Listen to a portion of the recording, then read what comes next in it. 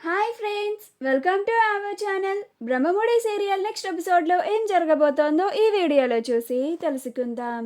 రాజ్ కారులో జీపీఎస్ ట్రాకర్ని పెట్టిన యామిని అసలేం జరిగింది అని తెలుసుకోవడానికి ఈ వీడియోని స్కిప్ చేయకుండా ఎండ్ వరకు చూసేయండి. రాజ్ కావ్యలు ఇద్దరు స్వామివారి కళ్యాణం జరిపించేసిన తర్వాత పంతులు గారు ఆ గది తాళాన్ని తీస్తారు. అప్పుడు రాజ్ కావ్యలు ఇద్దరు బయటికి వస్తారు. అప్పుడు పంతులు గారు, ఇదేంటి మీరు లోపల ఉన్నారు అని అంటారు. అప్పుడు రాజ్, మీరు తాళం వేసేటప్పుడు చూసుకొని వేయాలి కదా అని వాళ్ళిద్దరూ వచ్చేస్తారు. అలా రాజ్ అక్కడ ఎదురు చూస్తున్న యామినిని చూసి, సరే అండి కళావతి గారు, బాయ్ అని వెళ్ళిపోతాడు. అప్పుడు కావ్య కళ్యాణ మండపం దగ్గరికి వెళ్తుంది. అలా యామిని దగ్గరికి రాజ్ వెళ్ళగానే, ఏంటి బావా, పార్కింగ్లో ఉన్న కార్ని తీసుకొస్తా అని చెప్పి ఎక్కడికి వెళ్ళిపోయావు? నీకోసం వెయిట్ చేసి చేసి నేను కూడా గుళ్ళోపలికి వచ్చి నీకోసం వెతుకుతూ ఉన్నాను, ఎక్కడున్నావు అని అంటుంది. అప్పుడు రాజ్, నేను అక్కడే కళ్యాణం దగ్గరే ఉన్నాను, నీకు కనిపించలేదేమోలే, సరేలే పద, ఆంటీ అంకుల్ చాలాసేపు నుంచి వెయిట్ చేస్తున్నారు అని యామినిని అక్కడి నుంచి తీసుకెళ్ళిపోతాడు. కావ్య తిరిగి మళ్ళీ కళ్యాణ మండపం దగ్గరికి వచ్చేసరికి అప్పుడు అపర్ణ కావ్యని చూసి, ఎక్కడికి వెళ్ళిపోయావు కావ్య అని అంటుంది. అప్పుడు కావ్య మౌనంగా ఉంటుంది. అప్పుడు రుద్రాని, కొంతమందికి ఆ అదృష్టం ఉండదులే వదినా అని అంటుంది. అప్పుడు కావ్య, ఆ దేవుడు నాకు ఈరోజు మహాభాగ్యాన్ని కల్పించాడు అని అంటుంది. అప్పుడు అందరూ అలానే ఆశ్చర్యంగా చూస్తూ ఉంటారు. అప్పుడు కావ్య, అంటే స్వామివారి కళ్యాణాన్ని నా తనివి తీరా చూశాను, మనసారా సంతోషించాను అని అంటూ ఉంటుంది. అప్పుడు రుద్రాని, ఏంటో మహానుభావుల మాటలే అర్థం కావనుకున్నాను, ఇప్పుడు నీలాంటి వాళ్ళ మాటలు కూడా నాకు అర్థం కావడం లేదు అని అంటుంది. ఆ మాటకి స్వప్న, బుర్రున్న ఎవరికైనా మా కావ్య మాటలు అర్థమవుతాయత్తా అని అంటుంది. అప్పుడు రుద్రాని, అంటే ఏం మాట్లాడుతున్నావు స్వప్న, నువ్వు నాకు బుర్ర లేదు అని ఇండైరెక్ట్గా అంటున్నావా అని అంటుంది. అప్పుడు స్వప్న, నీకు బుర్ర లేదని ఊరికే అనలేదత్తా, నేను నిన్ను డైరెక్ట్గానే అన్నాను అని అంటుంది. అప్పుడు రుద్రాని, ఎంత ధైర్యం ఉంటే నాకే బుర్ర లేదు అంటావా, నీ సంగతి చెప్తానుండు అని స్వప్న దగ్గరికి రాబోతూ ఉంటే అప్పుడు ధాన్యలక్ష్మి, రుద్రాని, ఇది గుడి, ఇక్కడ గొడవలు పెట్టుకోకు, సైలెంట్గా ఉండు అని అంటుంది. అప్పుడు రుద్రాని, ఇంటికి వెళ్ళాక చెప్తాను నీ సంగతి అని అనుకుంటూ ఉంటుంది. రాజ్ యామిని ఇద్దరూ కలిసి పార్కింగ్లో ఉన్న కార్ని తీసుకెళ్లేసరికి యామిని వాళ్ళ అమ్మ నాన్నలు వెయిట్ చేసి అలసిపోతారు.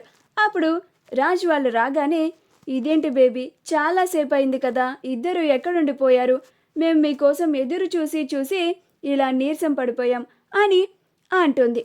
అప్పుడు Raj, sorry aunty, sorry uncle, car ఎక్కండి, ఇంటికి వెళ్దాం అని అంటాడు.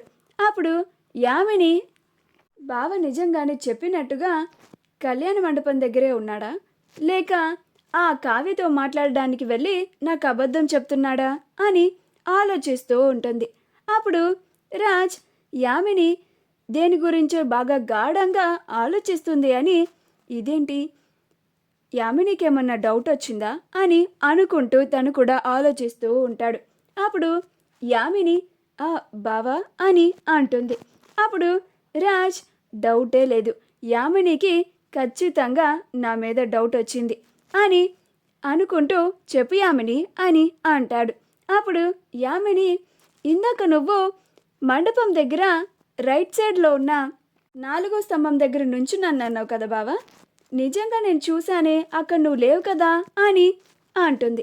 అప్పుడు రాజ్, ఇప్పుడు దాని గురించి ఎందుకు యామిని, ఇంకా నువ్వు దాని గురించి ఆలోచిస్తున్నావా, నేను అక్కడే ఉన్నాను, నువ్వు చూడలేదేమో, ఇప్పుడైనా అంత చిన్న విషయం గురించి ఇంతలా ఆలోచించాలా అని అంటాడు.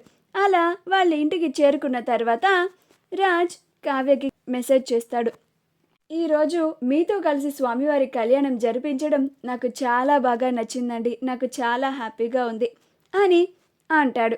అప్పుడు కావ్య కూడా, అవునండి, నాకు కూడా చాలా హ్యాపీగా ఉంది అని అంటూ ఉంటుంది. అలా వాళ్ళిద్దరూ మాట్లాడుకున్న తర్వాత కావ్య సరే అండి, లేట్ అవుతుంది, ఇక నేను పడుకుంటాను, రేపు ఉదయమే ఆఫీస్కి వెళ్ళాలి అని అంటుంది. అప్పుడు రాజ్, ఆఫీస్కా, మీరు జాబ్ చేస్తారా అని అంటాడు. అప్పుడు కావ్య, అవునండి, మాకు కంపెనీ ఉంది, ఆ కంపెనీని నేనే చూసుకుంటున్నాను అని అంటుంది. అప్పుడు రాజ్, అవునా, మీ ఆఫీస్ ఎక్కడండి అని అంటాడు. అప్పుడు కావ్య తన ఆఫీస్ అడ్రస్ని ఏమీ ఆలోచించకుండా రాజ్తో చెప్పేస్తుంది.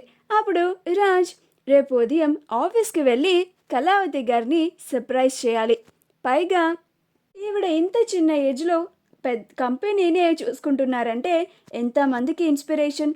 అందుకే చెప్పకుండా కళ్ళ ముందు కనిపించి మనసారా ఆవిడకి కంగ్రాచులేషన్స్ చెప్పాలి అని అనుకుంటూ ఉంటాడు. అలా తను కూడా రేపు ఉదయాన్నే లేవాలి అని త్వరగా పడుకుంటాడు. కావ్య ఉదయాన్నే లేచి రెడీ అయ్యి పనులన్నీ పూర్తి చేసుకొని ఆఫీస్కి వెళ్ళిపోతుంది. రాజ్ కూడా కావ్యని కలవడానికి ఆఫీస్కి వెళ్ళాలని ఉదయాన్నే లేచి రెడీ అవుతాడు. యామిని అంతకు ముందులాగా రాజ్ ఎక్కడ బయటికి వెళ్ళిపోతాడో అని తను కూడా ఉదయాన్నే లెగవడం మొదలు పెడుతుంది. అలా యామిని రాజ్ కన్నా ముందే రెడీ అయిపోతుంది. రాజ్ రెడీ అయ్యి బయటికి వెళ్ళడానికి వస్తాడు. అప్పుడు యామిని బావా అని అంటుంది. అప్పుడు రాజ్, అబ్బా, ఈ యామిని ఇంత పొద్దున్నే ఎందుకు లెగిసింది అని అనుకుంటూ, ఏంటి యామిని అని అంటాడు. అప్పుడు యామిని, ఎక్కడికి వెళ్తున్నావు బావా అని అంటుంది. అప్పుడు రాజ్, చిన్న వర్క్ ఉంది, అందుకే బయటికి వెళ్తున్నాను అని అంటాడు. అప్పుడు యామిని, టిఫిన్ చేసి వెళ్ళు బావా అని అంటుంది. అప్పుడు రాజ్, పర్లేదు యామిని, నేను బయట చేసేస్తాను అని అంటాడు. ఇప్పుడు యామిని, తోడుగా నన్నేమన్నా రమ్మంటావా బావా అని అంటుంది. అప్పుడు రాజ్, అవసరం లేదు యామిని, ఇన్ని క్వశ్చన్స్ వేస్తున్నావేంటి అని అంటాడు. అప్పుడు యామిని, సరేలే వెళ్ళు బావా అని అంటుంది. అలా రాజ్ ఆఫీస్కి వెళ్ళడానికి బయలుదేరిపోతాడు. అప్పుడు యామిని చాలా కూల్గా వచ్చి డైనింగ్ టేబుల్ దగ్గర కూర్చుంటుంది. అది చూసి యామిని వాళ్ళ అమ్మా నాన్నలు ఇద్దరూ ఆశ్చర్యపోతారు.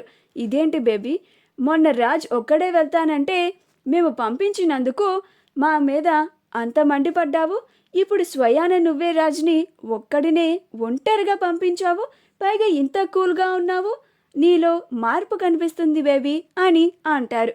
అప్పుడు యామిని, ఎందుకంటే నేను బావ వెళ్తున్న కారులో జీపీఎస్ ట్రాకర్ని పెట్టానేమో, అది బావ ఎక్కడెక్కడికి వెళ్తున్నాడు, ఎక్కడెక్కడ ఎంతెంతసేపు ఉంటున్నాడో నా మొబైల్కి మొత్తం సెండ్ చేసేస్తుంది. అందుకే నేను ఇంత ప్రశాంతంగా బావని ఒక్కరినే బయటికి పంపించాను అని అంటుంది. అప్పుడు యామిని వాళ్ళ అమ్మా నాన్నలు ఇద్దరు యామిని చేసిన పనికి ఆశ్చర్యపోతారు. మా వీడియో కనుక మీకు నచ్చినట్లయితే లైక్ చేయండి, షేర్ చేయండి, మా ఛానల్ని సబ్స్క్రైబ్ చేసుకోండి, పక్కనే ఉన్న బెల్ ఐకాన్ని క్లిక్ చేయడం మాత్రం మర్చిపోకండి.